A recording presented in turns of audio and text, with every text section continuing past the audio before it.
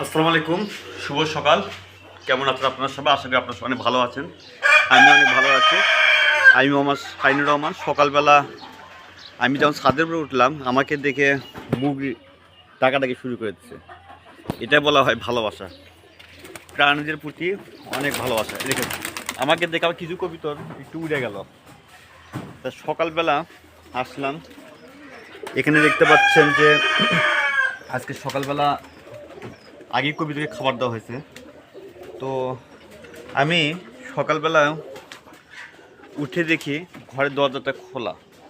কারণ ওই গতকাল সন্ধ্যার সময় যখন কবিতাকে খাবার দিতে আসি, তখন এই দরজাটা বন্ধ করার আমার মনে ছিল না।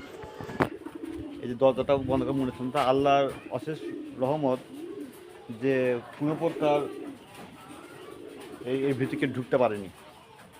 হয়তোবা আমাদের এখানে প্রচুর শিয়াল আছে, এত শিয়াল, তা যে কোনো সময় ঘরের ভিতরে ঢুকে যেতে পারতো। ঘরের ভিতরে ঢুকে যেয়ে কবিতরের মানে ক্ষয়ক্ষতি করতে পারতো। তা আল্লাহর কাছে লাখ লাখ শুকরিয়া, আল্লাহর কাছে যে আল্লাহর মধ্যে কবিতার কোনো ক্ষয়ক্ষতি হয়নি। তা আমার যেটা মনে ছিল না আজকে, কারণ আমি বিকেলে যখন কবিতার খাবার দিতে আসি, তখন আমি এটা করি, যখন দরজাটা খুলে কবিতার খাবার দিই। কিন্তু সন্ধ্যের সময় যে মাইগ্রেনের নামাজ যখন আজান দেয়, মাইগ্রেন নামাজের পরে কবিতার দরজাগুলি একটু খুলে দেয়। কিন্তু এখন আজকে কালকে আমার কোনো কারণে হয়তো মনে ছিল না আমার। তা আল্লাহর কাছে লাখ লাখ শুকরিয়া, আল্লাহ আমাদেরকে কবিতাকে রক্ষা করছে। তা কবিতা ঘরের ভিতরে আমি ঢুকলাম, ঘরের ভিতরে ঢুকে আমি আপনাদেরকে দেখাচ্ছি। কবিতাকে খাওয়াটা দিছি অলরেডি, কবিতা খাচ্ছে খুব সুন্দর করে। আবার এই পাশে দরজা, এই পাশে দেখতে পাচ্ছেন যে কবিতার কিছু ডাকাডাকি করতেছে। তা যার জন্য আমি আপনাদেরকে সকালবেলা আমি আপনাদের একটু দেখাচ্ছি।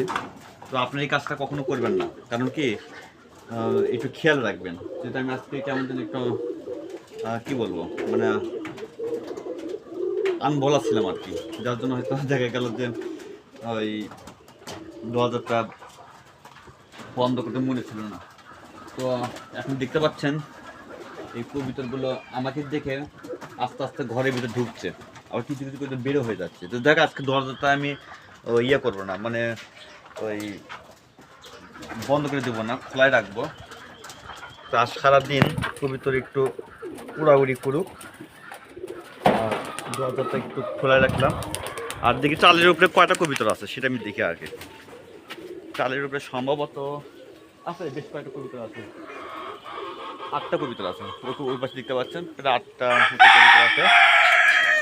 আর এগুলি সব ফার্মি মুরগি আমার ছোটো ভাই, আর আগে আমি ভিডিওতে দেখাইছিলাম, আজকেও একটু দেখাই। তো আমি চিন্তা করতেছি, এই যে ঘরগুলো ফাঁকা আছে, এখানে প্রায় 100টা দেশি মুরগি কেনার চিন্তা ভাবনা আছে। তো দেশি মুরগির ডিমগুলো আর যদি এবার যদি কিনতে পারি, আমি আগামী মাস থেকে বা 2-3 মাস পরে আমি বাজারে সেল দিতে পারবো। তো এই যে ঘরটা আমি একটু দেখাই আর কি, কিছু মুরগি এখানে তা দেওয়া শুরু হয়েছে। আমি যদি আপনাদের একটু বলে, যে দেখতে পাচ্ছেন মুরগি একটু তা দিচ্ছে, ডিমও তা দিচ্ছে। তো আমি আপনাদেরকে একটু ঘুরে ঘুরে দেখাচ্ছি। যে পাশে দেখতে পাচ্ছেন কবুতর।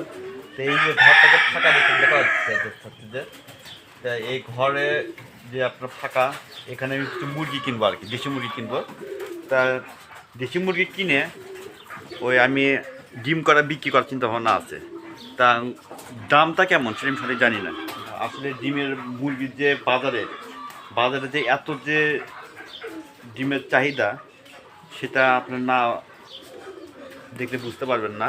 কারণ আমি এখন এই কয়দিন আগে আমার পাশের যে একটা হাট আছে, যেমন সারিয়াকান্দি হাট, সেই সারিয়াকান্দি হাটে মুরগির আমি জিজ্ঞাসা করছিলাম, ভাই দামটা কত? ওর দাম অত্যন্ত বেশি চায়।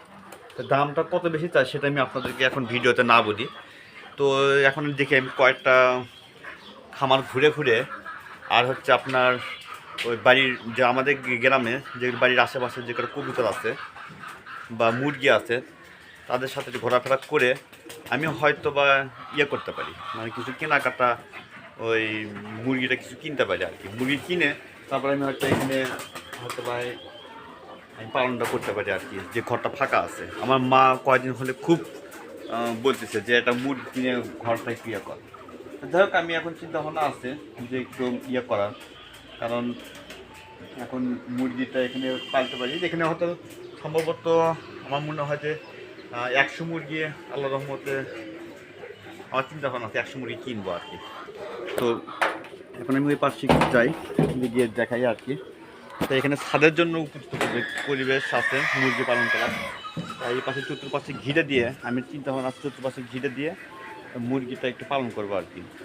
তো এখন এই মুরগিটা এখন হয়তো বা আজকে এটা এপ্রিল মাস চলতেছে, এপ্রিল মাসে আজকে আপনার 16 তারিখ।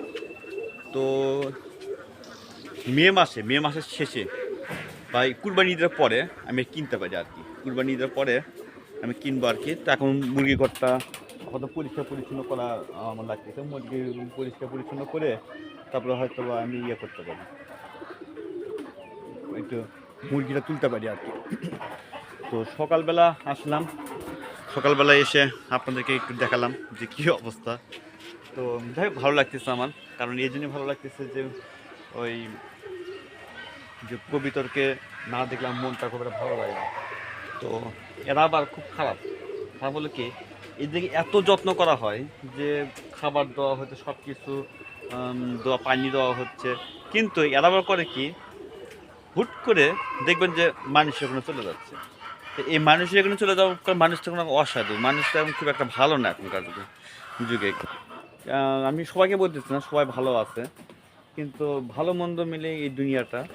কিন্তু এই যে কিছু কিছু মানুষ আছে, এরা করে কি, এই মুরগি চুরি করবে, কবুতর চুরি করবে, এই জন্য খুব খারাপ লাগে আমার। তো সেজন্য এই কবুতরকে আমি খুব যত্ন করে রাখি, যে সারাদিন বন্দি অবস্থা দেখার পরে দেখা যায় একটু ছেড়ে দিলেই চলে যাও অন্য বাড়িতে যাওয়ার পর দেখা যাচ্ছে ওই লোকজন কী করে, একটু খাবার দেয়। তো এরা তো অবলা প্রাণী, এরা তো কিছু বুঝে না। এরা কী করে, ওই খাবারের যখন খাবার খেতে ধরে তখন করে কি, ওই চোর করে কি, ওই কবিতাগুলো চুরি করে। তা আসলে ভাই এটা খুব খারাপ একটা দিক। এটা আসলে আমি যারা কবিতর নেয় বা আমি জানি বা কে বা কারা করতেছে, কিন্তু তারা কোনো দিন আল্লাহ রহমত আমার চাইতেও বড় কিছু করতে পারেনি। এটা আল্লাহর কাছে লাখ লাখ শুকরিয়া। আল্লাহর কাছে আমি এটা বলি যে আল্লাহ আমাকে যতই ইয়ে করুক না কেন, ওই মানুষ আমাকে যতই ক্ষতি করার চেষ্টা করুক না কেন, আল্লাহ আমাকে অবশ্যই দিবে। কারণ আল্লাহর কাছে আমার একটু বিশ্বাস আছে, কারণ আমি কারো ক্ষতি করিনি, এটা আমার বিশ্বাস। আমার জানা মতে আল্লাহ, আমার জানা মতে, কিন্তু আমরা মানুষ তো কিছু ভুল হতেও পারে। তা আমরা তো আমার জানা মতে কারো ক্ষতি করার চেষ্টা করিনি। তো যাই হোক, এখন দেখা গেল যে মনের অজান্তে কিছু ভুল টুল হতেও পারে, কিন্তু এখন দেখা যাচ্ছে যে সেটা আল্লাহ আমাকে দেয়ও আবার, কারণ আমি কারো ক্ষতি করি, আল্লাহ আমাকে অনেক দিছে, ভবিষ্যতে আরও দিবে ইনশাল্লাহ। আপনাদের দোয়া আছে, যারা আমার ভিডিওগুলো দেখেন তারা হয়তো এই কবিতার ভিডিও অনেক দেখেন, হয়তো তারা হয়তো জিনিসটা জানেন। কিন্তু আল্লাহর কাছে লাখ লাখ শুকরিয়া যে আল্লাহ আমাকে আরও দিবে ইনশাল্লাহ। দেখা যাচ্ছে যে কবিতা কয়েকদিন হলে অনেক বাচ্চা দিছে, আমি আপনাদেরকে বলি। তো যাই হোক, সকালবেলা এসে কবিতাদের ঘরের ভিতরে আসলাম। তো আমি সকালবেলা কবিতা ঘরে খুব কম আসি, কারণ জব করি, তো কারণ আমি সকালে উঠে চলে যাই। তো আজকে হঠাৎ করে আমার মা আমাকে বলতেছে যে কবিতা ঘরের দরজাটা খোলা, সেজন্য একটু দেখতে আসলাম আর কি। দেখে আমি একটু দরজাটা ইয়ে করে দিলাম, একটু খুলে দিলাম যে আজকে সারাদিন কবিতাগুলো একটু সারাদিন একটু আকাশে উড়ুক, চলাফেরা করুক, ওই সন্ধ্যের সময় বন্ধ করে দেবো। একটু ওদের একটু ইয়ে করার দরকার আছে, মানে চলাফেরা করার দরকার আছে। আবার কিছু কিছু কবিতা দিতে পারছে যে কিছু মাটি খাচ্ছে, ওই পাশে কিছু মাটি খাচ্ছে আর কি। আবার থাক, সমস্যা নেই। কবিতা পানিও নেই, পানি দিতে হবে।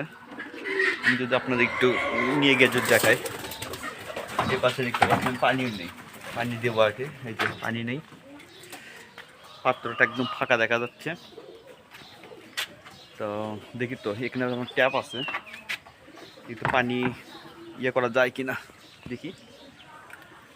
না, পানি নেই, পানি এখন নিচে থেকে আনতে হবে।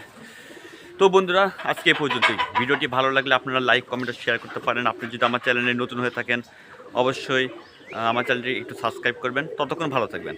আসসালামু আলাইকুম।